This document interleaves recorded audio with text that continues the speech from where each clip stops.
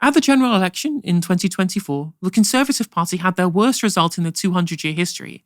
Whilst the Labour Party were the biggest electoral beneficiary of the Tories' collapse, a large part of the Tories' downfall is due to the fragmentation of their core voter base, which have moved to Nigel Farage's Reform UK. Latest YouGov polling has Reform UK leading the Labour Party by 25 to 23%, with the Conservative Party trailing in third at 20%, 4 points down from the general election result in 2024.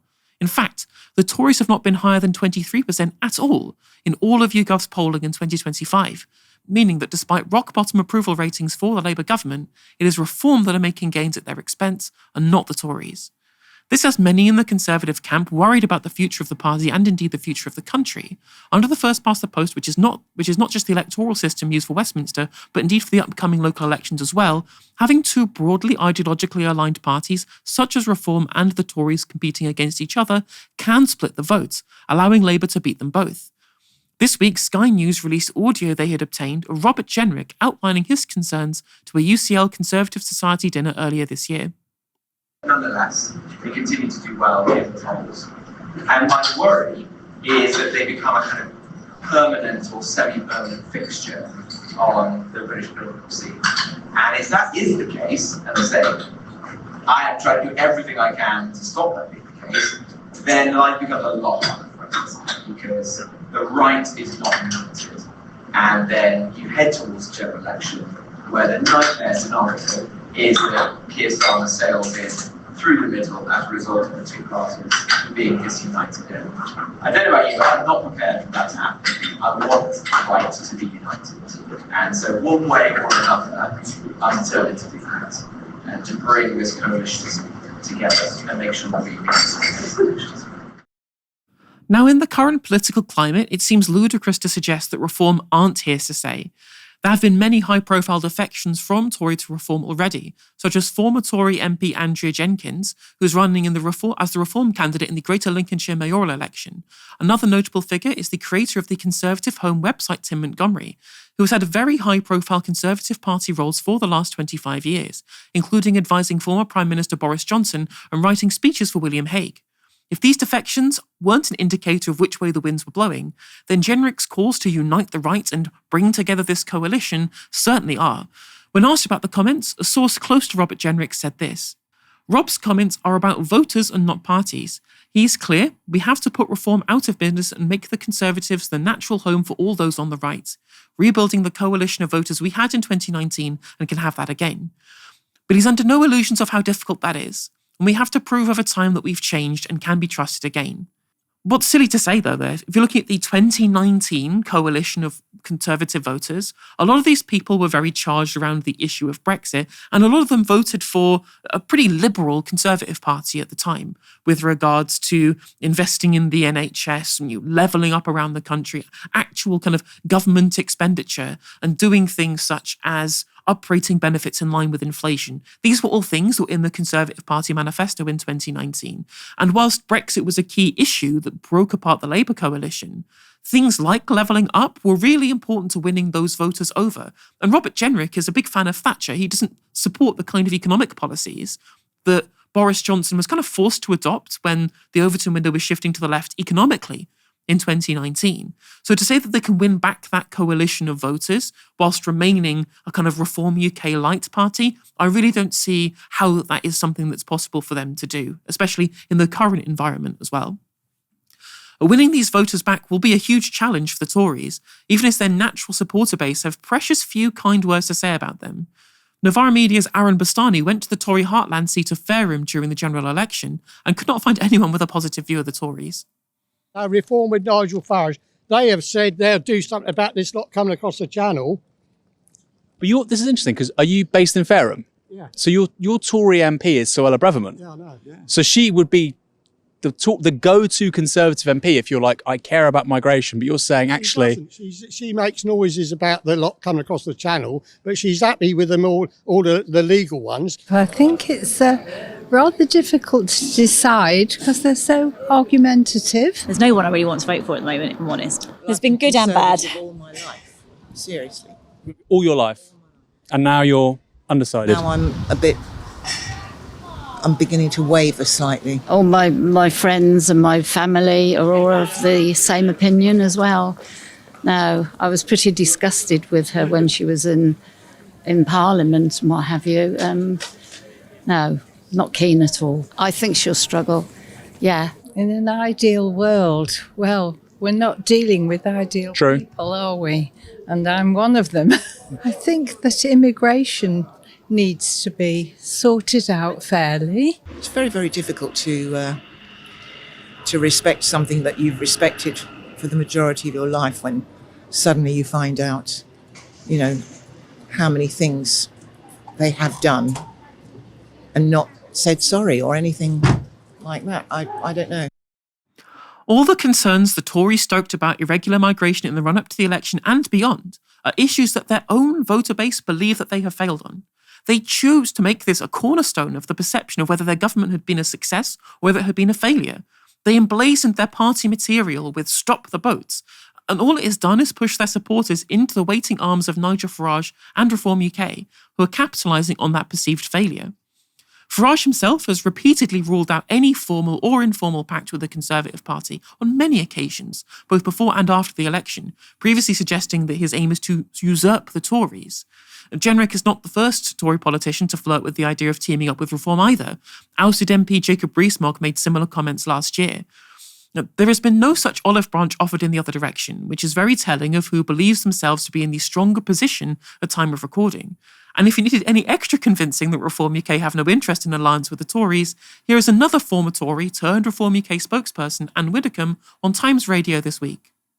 Would you like to team up with Robert Jenrick now that he said he'd like to bring together the coalition of the Tories and Reform? Absolutely not. I'm not teaming up with any losers. Reform is winning. Reform is at the top of the polls. We're fielding the most candidates in the local elections. We are winning. Why on earth we would want to join up with a bunch of people who squandered an 80-seat majority into an opposition landslide? I don't know. I mean, she's right. They are losers. They lost the election, one of their worst defeats ever, their worst defeat ever, clearly. And not only is it a group of people who they don't really need on their side if they want to be successful, it's also going to be electorally toxic for Reform UK as well. You heard in those Vox Pops the opinions that people have of the Conservative government, especially their core voter base. They're disgusted with them, and it would actually harm rather than be a benefit to Reform UK to be associated with what is perceived to be a failing Conservative party. And not just on core Conservative issues either, but on kind of basic policy in terms of the cost of living crisis and the NHS, which they were also perceived to be a failure on for even non-voters and people outside of the traditional Tory base too. They were universally kind of disliked by huge parts of the country, even their own voters. So it's not really in Reform UK's interests to be associated with what is a failing brand. And Widdecombe pointed it out, right? They are losers in both the literal sense in the election and indeed in the rhetorical sense as to how they're perceived by the country. Now, here's what Conservative Party leader Kemi Badenoch had to say about Jenrick's comments on ITV's Peston last night. I do need to move on to the recording of what your Justice Secretary told students. He said to them that he felt there had to be some kind of coalition with Reform before the general election. Now, I know he's saying that is just somehow or other he's got to woo Reform voters. But I listened to it. It sounds to me as though he wants a pact. Well, I've been very clear that there will be no pact. Reform, Nigel Farage has said that their aim is to destroy the Conservative Party. My job and Robert's job is to make sure that the Conservative Party, which has been around for hundreds of years, continues to be around. But have you had a chance to talk to him since he made those remarks? Yes, I saw him. I saw him earlier today, and I think those remarks are being overblown. He's made a point that I do agree with. Mm-hmm. We lost a lot of votes to Reform. We had a very, very heavy defeat last year. We're going to have very challenging local election results next year. They're going to be absolutely, difficult compared to where we were 4 years ago.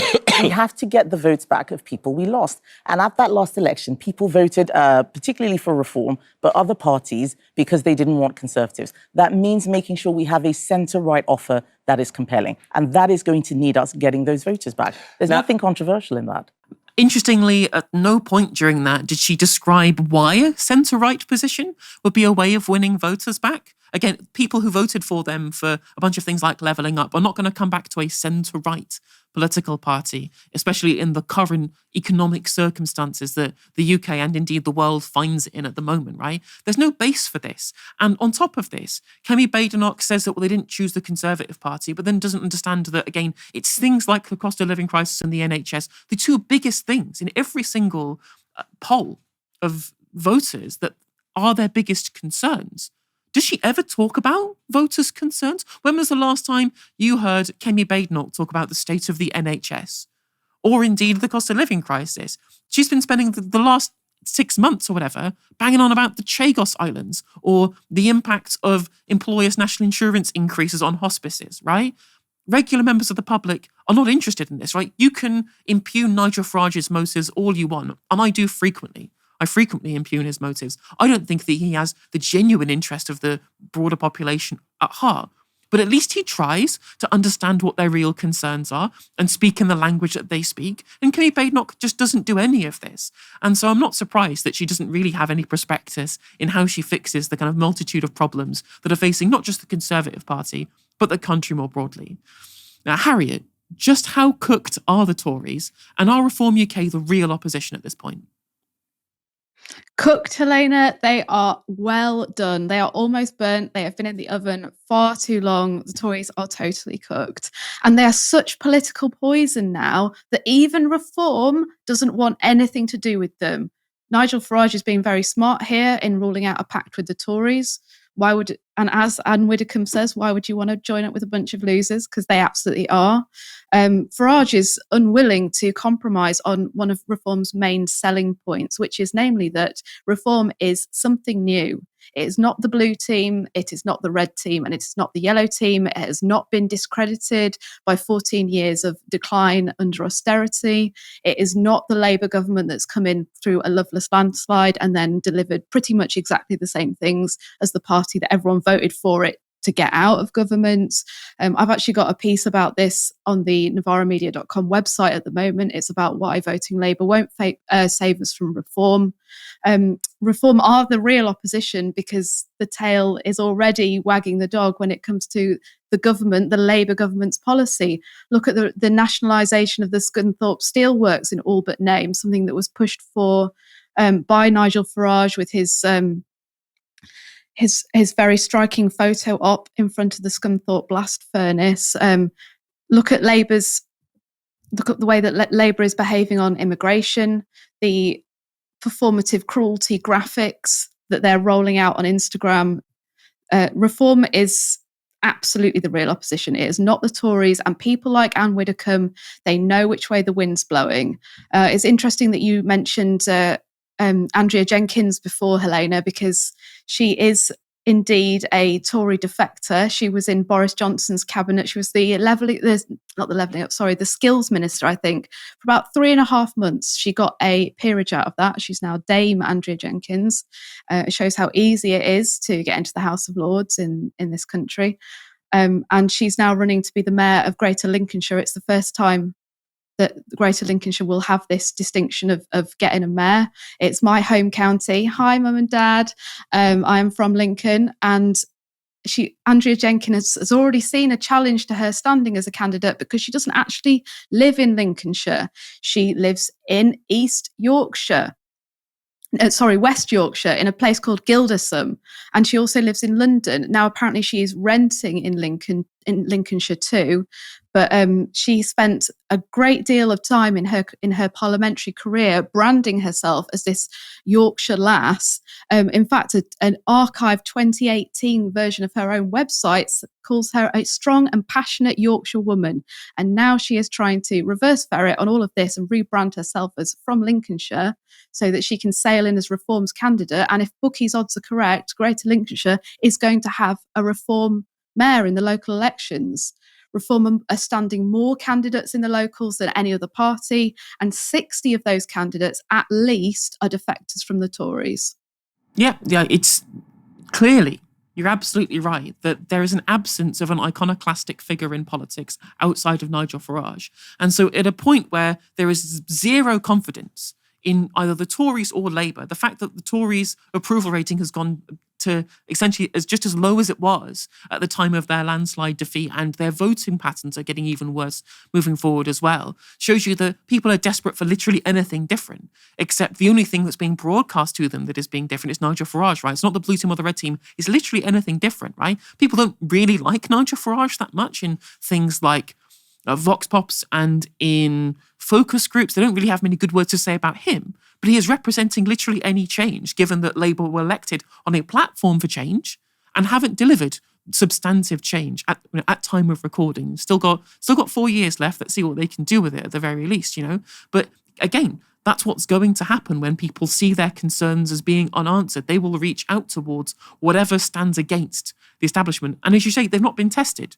They've not been tested at all. They have a completely clean slate. And therefore, without that baggage, it's very easy for huge disparate groups to get behind them.